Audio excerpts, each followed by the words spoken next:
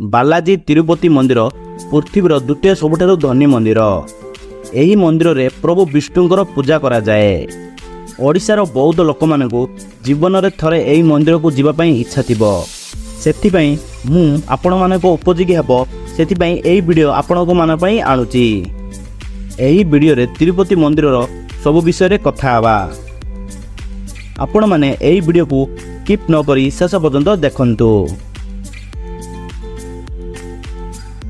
ଜୟ ଜଗନ୍ନାଥ ସାଙ୍ଗମାନେ, ଆମ ଓଡ଼ିଶା ଫେଷ୍ଟିଭାଲ ଚ୍ୟାନେଲକୁ ଆପଣମାନଙ୍କୁ ସ୍ୱାଗତ। ମୁଁ ଆଜି ଆପଣଙ୍କୁ ତିରୁପତି ମନ୍ଦିରକୁ କେମିତି ଯିବେ, କେମିତି ରହିବେ ସବୁକିଛି ଜଣାଇଦେବାକୁ ଚେଷ୍ଟା କରିବି। କିନ୍ତୁ ଆପଣମାନଙ୍କୁ ଗୋଟିଏ ଅନୁରୋଧ, ଏହି ଭିଡ଼ିଓକୁ ଗୋଟିଏ ଲାଇକ୍ କରିଦିଅନ୍ତୁ ଏବଂ ଚ୍ୟାନେଲକୁ ସବସ୍କ୍ରାଇବ୍ କରିଦିଅନ୍ତୁ।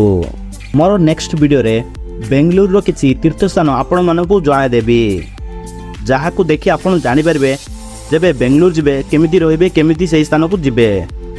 ଚାଲନ୍ତୁ ସମୟ ନଷ୍ଟ ନ କରି ଆରମ୍ଭ କରିବା ଆଜିର ଭିଡ଼ିଓ।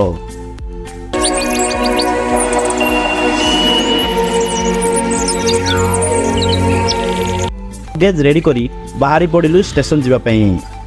ଆମ ଅଟୋ ଭାଇ ଆସି ଛିଡ଼ା ହୋଇଛନ୍ତି ଆମ ଘର ସାମ୍ନାରେ ଏବଂ ଅଟୋରେ ବସି ଷ୍ଟେସନ ଆଡ଼େ ଚାଲିଗଲୁ। ଷ୍ଟେସନକୁ ଯିବା ବାଟରେ ଆମେ ଦେଖିଲୁ ବ୍ରହ୍ମପୁର ଆଇଟେ କେତେ ସବୁ ଲାଇଟ୍ରେ ଡେକୋରେଟ୍ କରାଯାଇଛି। ବ୍ରହ୍ମପୁରରେ ଆଜି ଦୁର୍ଗା ମାଙ୍କର ଭସାଣି ଚାଲିଛି। ମାଙ୍କ ଆଶୀର୍ବାଦ ନେଇ ଆରମ୍ଭ କଲୁ ଆମର ଯାତ୍ରା। ଆମେ ଆସି ପହଞ୍ଚିଲୁ ବ୍ରହ୍ମପୁର ଷ୍ଟେସନରେ। ଏହା ହେଉଛି ଆମର ପ୍ରିୟ ବ୍ରହ୍ମପୁର ଷ୍ଟେସନ। ଆମେ ଯେଉଁ ଟ୍ରେନରେ ଯିବୁ ସେହି ଟ୍ରେନର ନାମ ହେଉଛି ପୁରୀ ଟୁ ତିରୁପତି ଏକ୍ସପ୍ରେସ୍। ଏହି ଟ୍ରେନ ପ୍ରାୟ ବ୍ରହ୍ମପୁରକୁ 9:45କୁ ଆସିଥାଏ। ଏହି ଟ୍ରେନ ସପ୍ତାହର 7 ଦିନରୁ ପ୍ରାୟ 5 ଦିନ ଚାଲିଥାଏ।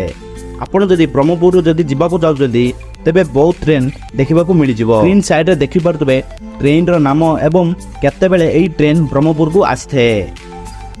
ଯଦି ଆପଣ ଓଡ଼ିଶାର କେଉଁ ରାଜ୍ୟରୁ ଯିବାକୁ ଚାହୁଁଛନ୍ତି ତେବେ ସେହି ରାଜ୍ୟରୁ ଡାଇରେକ୍ଟ ଟ୍ରେନ ତିରୁପତିକୁ ମିଳିଯାଇପାରିବ। ଫାଇନାଲି ଆମ ଟ୍ରେନ ଆସି ପହଞ୍ଚିଲା 10ଟାରେ। ସକାଳେ ନିଦରୁ ଶୋଇକି ଉଠିବା ପରେ ଦେଖିଲି ଗୋଦାବରୀ ନଦୀ। ସନ୍ଧ୍ୟା ସମୟରେ ଭ୍ୟୁ ଭଲ ଆସୁଛି କହି ଚାଲିଗଲି ଟ୍ରେନର କବାଟ ପାଖକୁ। ଟିକିଏ ଫଟୋ ଭିଡ଼ିଓ କାଢ଼ିବା ପରେ ଘରରୁ ନେଇଥିବା ମୁଢ଼ି ମିକ୍ସଚର ଖାଇଲୁ। ରାତି 11ଟାରେ ତିରୁପତି ଷ୍ଟେସନରେ ଗାଡ଼ି ପହଞ୍ଚିଲା। ଏହା ହେଉଛି କିଛି ତିରୁପତି ଷ୍ଟେସନର ଭିଡ଼ିଓ। ଆପଣମାନଙ୍କୁ ସାମ୍ନାରେ ଦେଖାଯାଉଥିବା ଏହି ବଡ଼ ଘରରେ ରହିବାକୁ ପଡ଼ିଥାଏ। ଏହି ଘର ଷ୍ଟେସନ ସାମ୍ନାରେ ଦେଖିବାକୁ ମିଳିଯିବ। ସକାଳର ପ୍ରାୟ 5ଟାରେ ମନ୍ଦିରର ଦର୍ଶନ ଟିକେଟ୍ ଏହି ବିଲ୍ଡିଂରେ ମିଳିଯାଏ। ଆପଣମାନଙ୍କୁ ଏହି ବିଲ୍ଡିଂର ଫାର୍ଷ୍ଟ ଫ୍ଲୋର ଏବଂ ସେକେଣ୍ଡ ଫ୍ଲୋରରେ ବହୁତ ଲୋକମାନଙ୍କୁ ଦେଖିବାକୁ ମିଳିଯିବ, କିନ୍ତୁ ଥାର୍ଡ ଫ୍ଲୋରରେ ଆପଣଙ୍କୁ ଖାଲି ମିଳିଯିବ। ଏହା ହେଉଛି ବିଲ୍ଡିଂର କିଛି ଦୃଶ୍ୟ। ଏହି ବିଲ୍ଡିଂରେ ସବୁ କାମ ସାରି ସକାଳ 6ଟାରେ ବସ୍ ଯାଇଥାଏ ତିରୁପତି ମନ୍ଦିର ପାଖକୁ। ଯଦି ଆପଣ କାର୍ କିମ୍ବା ଜିପ୍ର ବ୍ୟବହାର କରିବାକୁ ଚାହୁଁଛନ୍ତି ତେବେ ଜଣଙ୍କ ପିଛା 120ରୁ 130 ଟଙ୍କା ଲାଗିପାରେ। ଯଦି ବସ୍ରେ ଯିବାକୁ ଚାହୁଁଛନ୍ତି ତେବେ ଜଣଙ୍କ ପିଛା 90 ଟଙ୍କା ଲାଗିପାରେ। ଯଦି ଆପଣ ତିରୁପତି ମନ୍ଦିରକୁ ଚାଲିକି ଯିବାକୁ ଚାହୁଁଛନ୍ତି ତେବେ ତିରୁପତି ମନ୍ଦିର ପ୍ରାୟ 7ଟି ପାହାଡ଼ ଉପରେ ଅବସ୍ଥିତ।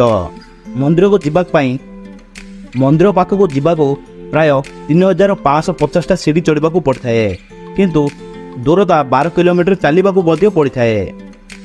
ମୋ ମତ ଅନୁସାରେ ଆପଣ ଯଦି ତିରୁପତି ମନ୍ଦିର ପାଖକୁ ନିଜ ଫ୍ୟାମିଲିମାନଙ୍କ ସହ ଯାଇଛନ୍ତି ତେବେ ଗୋଟିଏ ଜିପ୍ କରିଦେଲେ ଭଲ, କାରଣ ଆପଣଙ୍କର ଲଗେଜ୍ ଗୁଡ଼ିକ ଜିପ୍ ଉପରେ ରହିପାରିବ। ଆମ ଫ୍ୟାମିଲିରେ କିଛି ଲୋକ ବସ୍ରେ ଆଉ କିଛି ଲୋକ ଚାଲି ଚାଲି ଯିବାକୁ ଇଚ୍ଛା କରିଥିଲେ। ସେଥିମଧ୍ୟରୁ ମୁଁ ଚାଲି ଚାଲି ଯିବାକୁ ଇଚ୍ଛା କରିଥିଲି। ଯଦି ଆପଣ ଚାଲି ଚାଲି ଯିବାକୁ ଚାହୁଁଛନ୍ତି ତେବେ ସେହି ରୁମ୍ରେ ବି ଟିକେଟ୍ କାଟି ଦିଅନ୍ତୁ, କାରଣ ଚାଲି ଚାଲି ଯିବାମାନଙ୍କ ପାଇଁ ଟିକେଟ୍ ଅଲଗା ରହିଥାଏ, କିନ୍ତୁ ସେଠି ଟିକେଟ୍ କାଟିବା ପାଇଁ ବହୁତ ଲମ୍ବା ଲାଇନ୍ ଲାଗିଥାଏ। ଚାଲି ଚାଲି ଯିବା ପୂର୍ବରୁ ଏଠି ମୁଣ୍ଡିଆ ମାରି ଚାଲି ଚାଲି ଯିବାର ଆରମ୍ଭ କରିଲି। ଯିବା ବାଟରେ ମନ୍ଦିର ପଡ଼ିଲା, ସେଠି ଏମିତି ମୁଣ୍ଡିଆ ମାରିବାକୁ ପଡ଼ିଥାଏ। ମୁଣ୍ଡିଆ ମାରିବା ପରେ ଆରମ୍ଭ କରିଲୁ ସିଡ଼ି ଚଢ଼ିବା। କିଛି ବାଟ ଚାଲିବା ପରେ ଶ୍ରୀକୃଷ୍ଣଙ୍କର ମନ୍ଦିର ଦେଖାଗଲା। ସେଠି ମୁଣ୍ଡିଆ ମାରି ଚାଲିବା ପୁଣି ଆରମ୍ଭ କରିଲୁ। କିଛି ବାଟ ଚାଲିବା ପରେ ଦେଖାଗଲା ଯେ 500ଟି ସିଡ଼ି ଅତିକ୍ରମ କରିଦେଇଛୁ। କିଛି ଜଣାପଡ଼ିଲାନି ଯେ ଏତେ ଜଲ୍ଦି 500ଟା ସିଡ଼ି କେମିତି ହୋଇଗଲା।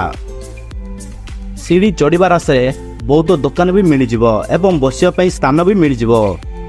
ଆମେ ଚାଲୁ ଚାଲୁ କିଛି ବାଟ ଚାଲିବା ପରେ ହରିଣମାନେ ଦେଖାଗଲେ। ସେହି ହରିଣମାନେ ମଣିଷମାନଙ୍କୁ ଦେଖି ଡରୁନାହାନ୍ତି।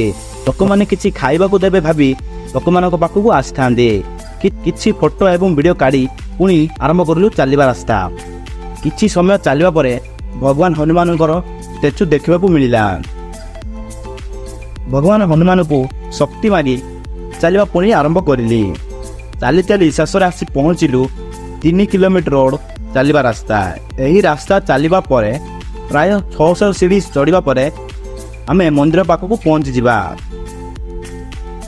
ମନ୍ଦିର ପାଖକୁ ଯିବା ପରେ ଆଧାର କାର୍ଡ଼ ଦେଇ ରୁମ୍ ବୁକ୍ କରିପାରିବ। ଗୋଟିଏ ରୁମ୍ର ମୂଲ୍ୟ ପ୍ରାୟ 100 ଟଙ୍କା ହୋଇଥାଏ। ସେହି ରୁମ୍ ପ୍ରାୟ 24 ଘଣ୍ଟା ପାଇଁ ଦେଇଥାନ୍ତି ଏବଂ 24 ଘଣ୍ଟା ପରେ ରୁମ୍ ଖାଲି କରିବାକୁ ପଡ଼ିଥାଏ ଏବଂ ସେହି 100 ଟଙ୍କା ଆପଣଙ୍କୁ ରିଟର୍ଣ୍ଣ କରିଦେବେ। ସକାଳେ ଯେଉଁ ବଡ଼ ବିଲ୍ଡିଂରେ ଦେଇଥିବା ଦର୍ଶନ ଟିକଟରେ ସମୟ ଲେଖାଯାଇଥାଏ। ସେହି ସମୟ ଅନୁସାରେ ଆପଣ ଦର୍ଶନ ପାଇଁ ଲାଇନ୍ରେ ଯାଇପାରିବ। ଦର୍ଶନ କରିବା ପରେ ରୁମ୍କୁ ଯାଇ ବିଶ୍ରାମ ନେଇ ସକାଳେ କାର୍ କିମ୍ବା ଜିପ୍ ବୁକ୍ କରିଲେ ସେହି କାର୍ ବା ଜିପ୍ ମାଲିକ ଆପଣଙ୍କୁ 5ରୁ 6ଟା ଜାଗାକୁ ବୁଲାଇବାକୁ ନେବେ। ଯଦି ସେମିତି ଚାହୁଁନାହାନ୍ତି ତେବେ ବସ୍ରେ ଆପଣ ଯାଇପାରିବେ।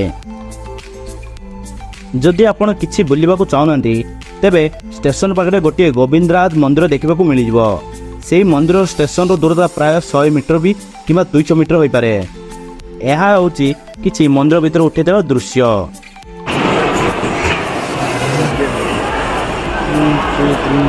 ଆମର ସମୟ ଟିକେ ଲେଟ୍ ହେବା ଯୋଗୁଁ ଶେଷରେ ଆମେ ଗୋଟିଏ ଜିପ୍ ବୁକ୍ କରି ଆମେ 3ଟି ମନ୍ଦିର ବୁଲିବାକୁ ଯାଇଥିଲୁ। ଯଦି ଆପଣ ବୁଲିବାକୁ ଚାହୁଁଛନ୍ତି ତେବେ ସକାଳେ ଜଲ୍ଦି ଉଠି କାର୍ ବୁକ୍ କରିବାକୁ ପଡ଼ିଥାଏ। ସାଙ୍ଗମାନେ କେମିତି ଲାଗିଲା ଆଜିର ଭିଡ଼ିଓ? ଯଦି ଭିଡ଼ିଓ ଭଲ ଲାଗିଲା ଭିଡ଼ିଓକୁ ଗୋଟିଏ ଲାଇକ୍ କରିଦିଅନ୍ତୁ ଏବଂ ଚ୍ୟାନେଲକୁ ସବସ୍କ୍ରାଇବ୍ କରିଦିଅନ୍ତୁ। ମୁଁ 2 ଦିନ ପରେ ବେଙ୍ଗଲୁରୁର ଇସ୍କନ ଟେମ୍ପଲ ଏବଂ କୋଟିଲିଙ୍ଗେଶ୍ୱର, ନାନ୍ଦି ହିଲ୍ସ ଏବଂ ଇଶା ଫାଉଣ୍ଡେସନ୍ ଏମିତି କିଛି ଜାଗାକୁ ଆପଣଙ୍କୁ ନେଇଯିବି। ତ ଚ୍ୟାନେଲକୁ ସବସ୍କ୍ରାଇବ୍ କରିଦିଅନ୍ତୁ, ଯାହାଫଳରେ ମୁଁ ଭିଡ଼ିଓ ଅପଲୋଡ଼ କଲେ ଆପଣ ଭଲ ଭାବରେ ଜାଣିପାରିବେ ଏବଂ ଦେଖିପାରିବେ।